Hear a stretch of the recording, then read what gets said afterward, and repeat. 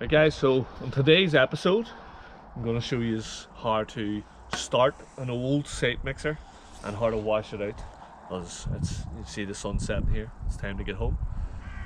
Right, so we'll get her opened up, make sure that's well lapped so this thing doesn't fall down and absolutely stun you. So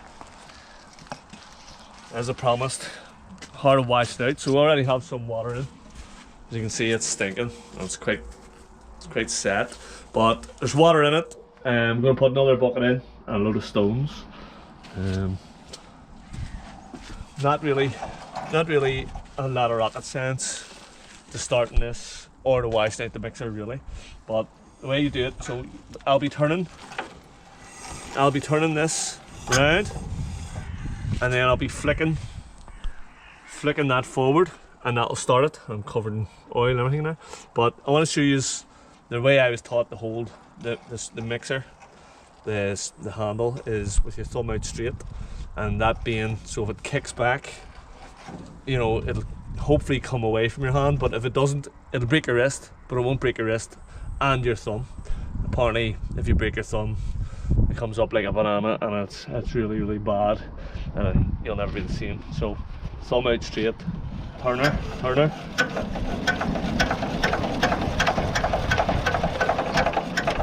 flicker forward. Then I missed my shot, so I'll go again. That's okay, sometimes it takes a wee bit of turning to get it warmed up.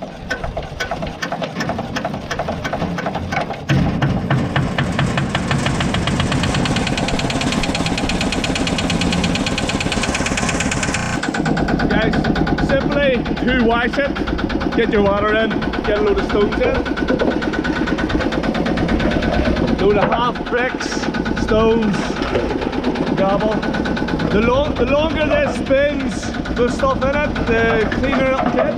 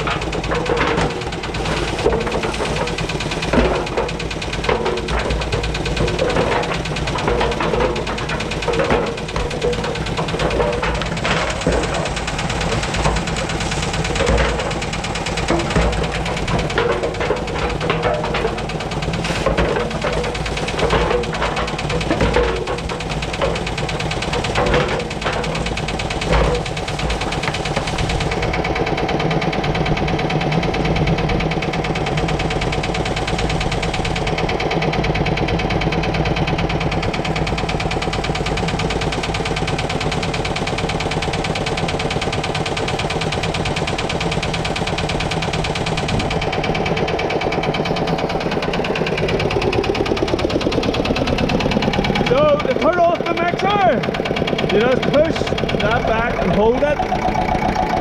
You have to hold it, otherwise it'll start again. If that was to come back forward with that spinning, it would actually start up again.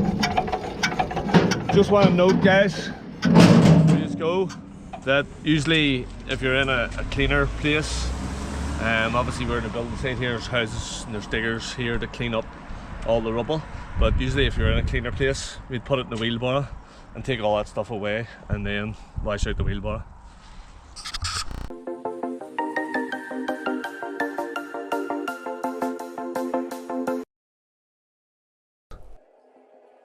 What we doing live? Echoes in eternity.